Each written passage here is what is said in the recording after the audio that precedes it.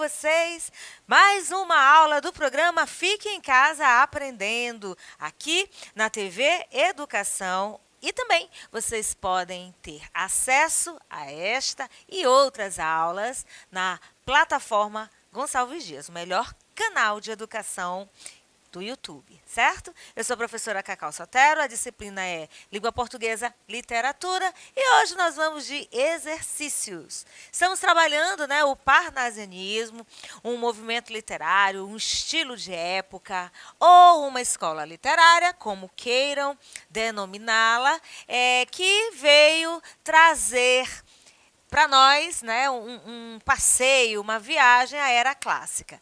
E aqui tem a primeira questão que diz assim: é incorreto afirmar que no parnasianismo. Então, a gente vai falando aqui, fazendo as considerações acerca desse movimento literário, através das atividades aqui das questões. Então, assim, é incorreto, quer dizer, eu não posso dizer que no parnasianismo a natureza é apresentada objetivamente.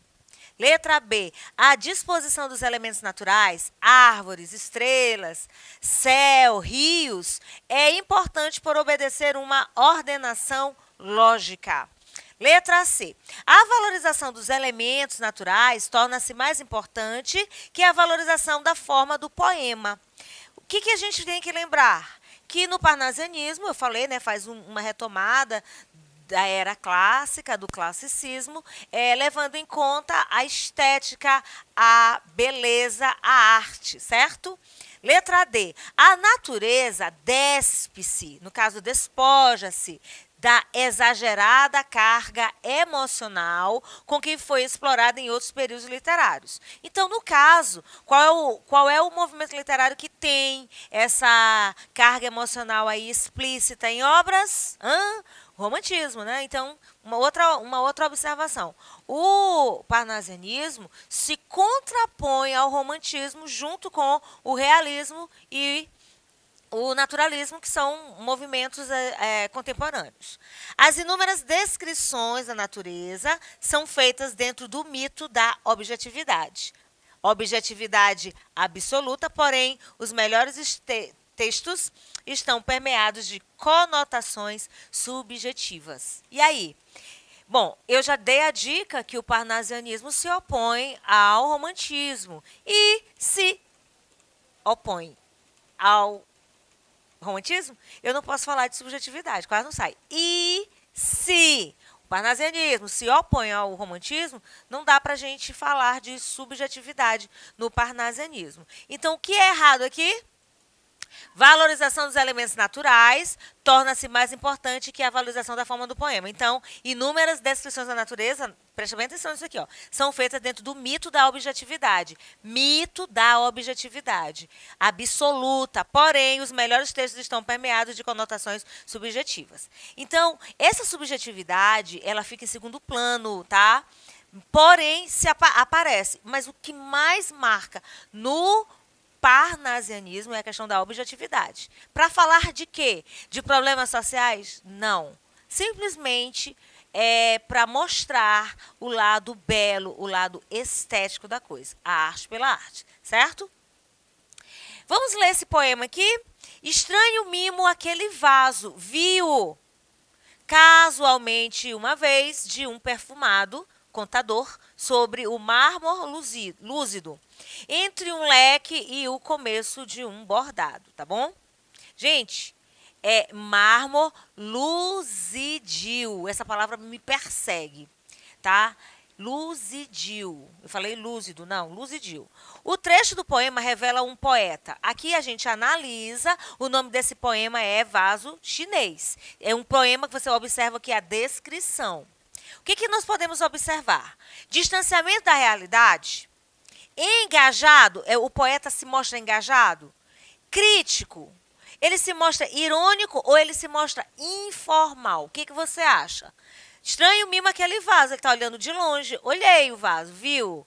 Casualmente, uma vez de um perfumado contador sobre o mármore, que é a mesma coisa que mármore, luzidio, entre um leque e um começo de um bordado. Significa entre um leque e o começo de um bordado.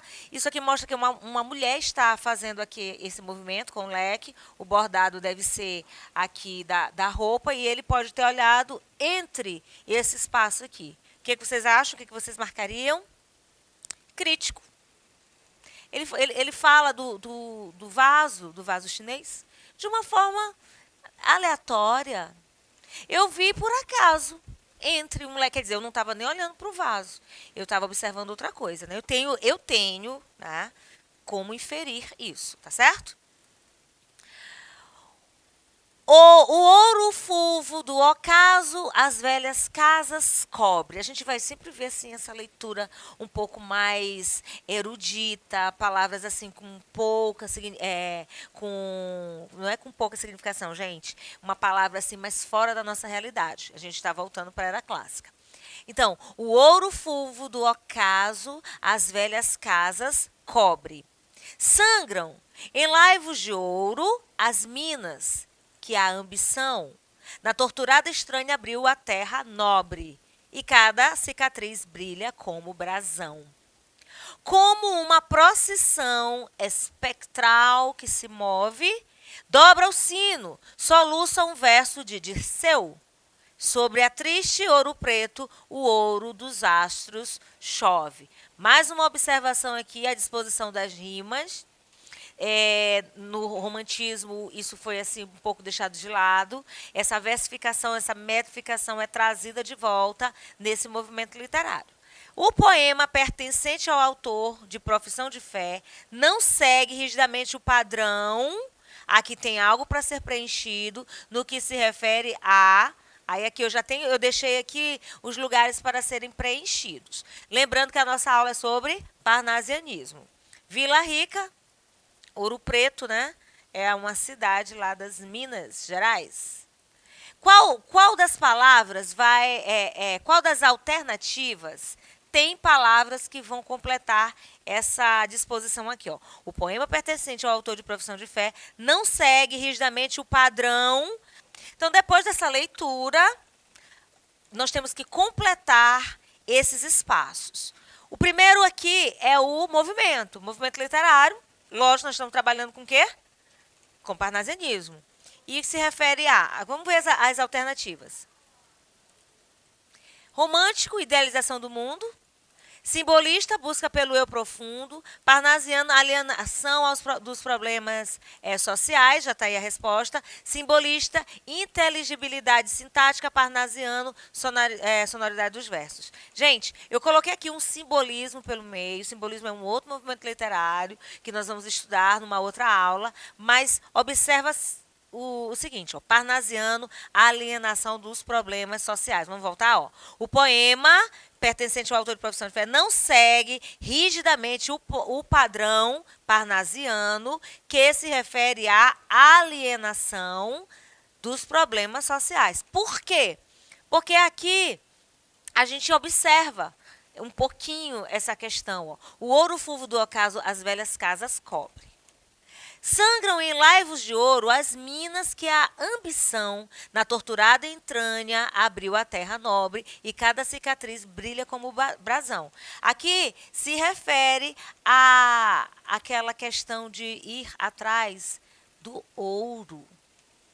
Pessoas trabalhando nessa busca pelo ouro. Então, é um problema social apresentado no poema. Então, por isso que ele foge a esse padrão que a gente não tem na característica do parnasianismo, correto? Vamos para mais outra? Tu, artista, com zelo esmerilha e investiga. Nícia, o melhor modelo vivo, oferece da beleza antiga, para esculpi-la em vão, árduos no meio. De embraseada arena, batem-se, quebram-se em fatal torneio. Pincel, lápis, buril, cinzel e pena. Bom, mais uma vez aqui nós vamos preencher essa assertiva aqui com essas palavras que estão dispostas aqui. Românticas, neutraliza ou abstratas, na letra A. Simbolistas, valoriza e concretas. Parnasianas, exalta ou mitológicas, simbolistas busca ou cotidianas e ainda parnasianas evita e prosaicas. Então, o trecho evidencia tendências românticas, tendências simbolistas também não. Então, a gente tem aqui entre a letra C e a letra E, porque nós estamos trabalhando o parnasianismo, certo? Então, o trecho evidencia as tendências parnasianas. Então, pode ser letra C ou letra E. Na medida que exalta ou evita. Ah, Cacau, mas eu não estou entendendo. Dá para entender sim. Tu, artista com zelo, esmerilha e investiga. Nícia, o melhor modelo vivo, oferece da beleza antiga. Para esculpi-la em vão, árduos no meio. De embraseada arena batem-se, quebram-se em fatal torneio. Pincel, lápis, buril, cinzel e pena. Aqui a gente exalta ou evita. Mitológicas ou prosaicas, a gente já sabe que uma das características do parnasianismo é voltar à idade clássica, era clássica, e obviamente, passei demais, exalta, utiliza de imagens mitológicas. Eu passei, mas eu voltei rapidinho, deu para você perceber. Então, gente, na hora de marcar uma questão, como a gente ainda não trabalhou o simbolismo, mas aqui dá para perceber logo, descarta, que aqui a gente está trabalhando com parnasianismo na aula, mas quando você já tiver estudado o simbolismo, tem que ficar atento às questões, hein? Tem que ficar atento, tem que ficar atenta às questões e o que está pedindo, tá certo? Mais um poema, Rio abaixo. Treme o rio, a rolar de vaga em vaga, quase noite, ao sabor do curso lento, da água que as margens em redor alaga. Seguimos, curva os bambuais o vento, vivo há pouco, de púrpura sangrento, desmaia agora o ocaso, a noite apaga a derradeira luz do firmamento. Rola o rio a tremer de vaga em vaga, um silêncio tristíssimo por tudo se espalha, mas a lua lentamente surge na fímbria do horizonte mudo, e o seu reflexo pálido, embebido, como um gládio de prata na corrente, rasga o seio do rio adormecido. Olha quantas palavras aí difíceis de entendimento, e eu te sugiro, faz a anotação, busca no dicionário. Eu não coloquei aqui a disposição do significado, até porque para não deixar você pesquisar um pouquinho. Mas a gente já tem uma ideia do que se está descrevendo aqui pelo autor Olavo Bilac. Vamos para o que pede a questão. Também já coloquei aqui, ó. Bilac sobressaiu-se entre os poetas do seu tempo e mesmo da literatura brasileira. Aqui, gente, eu trouxe uma questão que eu já coloquei aqui as respostas. Por quê? Porque pode ser que você não conheça. Então, a gente já traz aqui já tudo marcadinho. Ó.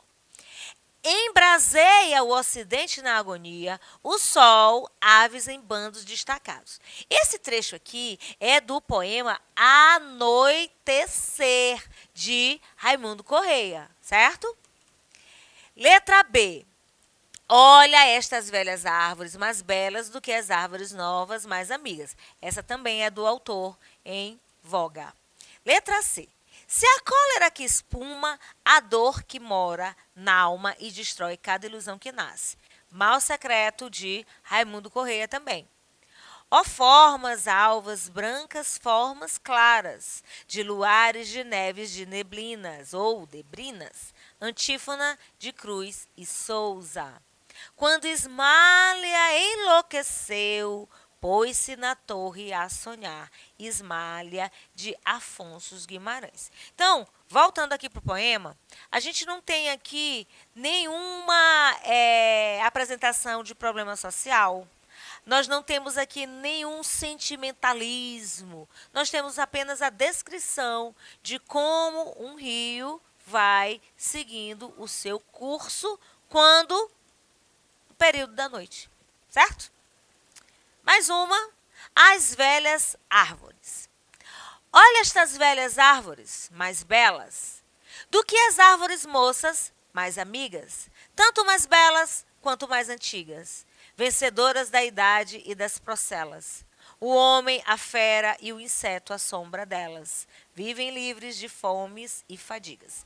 Você observa que tem muito, eles trabalham muito, assim como no simbolismo, nós vamos ver lá na frente, com repetição de fonemas, fomes, fadigas. Olha só, velhas árvores, repete árvores,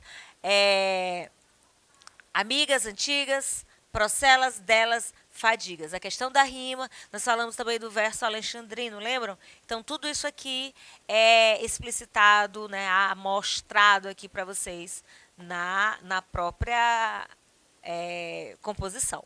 Continuando. Em seus galhos abrigam-se as cantigas. E, claro, uma descrição. Nós estamos falando de árvores. Como elas são, como elas se dispõem. Não tem nada de amor, não tem nada de ideologia, não tem nada de figura de mulher, do ser amado, não tem nada disso. Em seus galhos abrigam-se as cantigas e a alegria das aves tagarelas. Não choremos jamais a mocidade.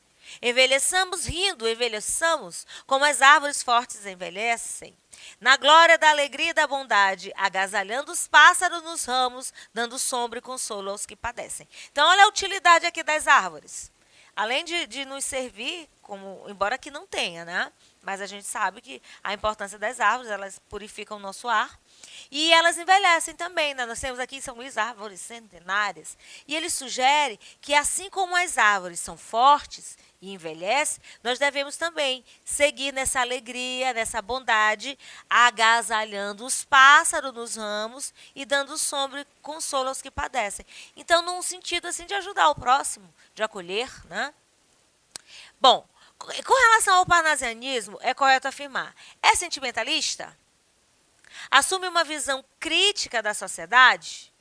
Seus autores estiveram sempre atentos às transformações do final do século XIX e início do século seguinte? O seu traço mais característico é o endeusamento da forma? Ou seu poeta mais expressivo, Olavo Bilac, defendeu o retorno à arte barroca? Falei disso em alguma aula, gente, de barroco, volta ao barroco, volta ao classicismo. Já sabemos que sentimentalismo não é muito a praia dos parnasianos. Então, a resposta certa é a letra D. O seu traço mais característico é o endeusamento da forma. Por que endeusamento? Porque eles estão sempre focados na questão da mitologia. E a mitologia é recheada de deuses, não é? Mas aqui, ó, características parnasianas. Agora a gente não vai dizer o que não é. Nós vamos dizer quais são características aí parnasianas. Perfeição formal, preciosismo linguístico, nós já vimos isso com o uso dessas palavras aí que a gente às vezes não sabe nem o que significa de cara. Objetivismo, desprezo pela arte útil. Letra B, preocupação excessiva com a forma, análise determinista do homem, subjetivismo e universalismo. Letra C, desprezo pela forma requintada, preocupação político-social, objetivismo e individualismo. Letra D, forma requintada, arte-sugestão, subjetivismo exacerbado e análise psicológica do homem. E a letra E, impassibilidade, distanciamento das emoções, poesia científica, pessoalidade, tematização da natureza. Qual dessas alternativas são características parnasianas? Será que só tem uma questão? Será que tem mais de uma? Letra A, preciosismo formal, preciosismo linguístico, objetivismo, nada de subjetivismo e desprezo pela arte útil. Hoje nós vimos aqui uns exercícios sobre parnasianismo e na próxima aula nós continuaremos ainda com exercícios dessa escola literária, né, desse movimento literário tão importante para a nossa literatura. Lembrando, parnasianismo só se desenvolveu nos poemas, tá? Na poesia, dando foco para o classicismo, mitologia, objetivismo e, claro, arte pela arte. Muito preciosismo linguístico, muita palavra de difícil entendimento, inclusive. Mas isso é bom porque a gente amplia o nosso vocabulário, a gente entende um pouco mais e estaremos preparados até para citar questões de poemas parnasianos em uma redação, por exemplo. E eu, claro, fico por aqui. Compliquei?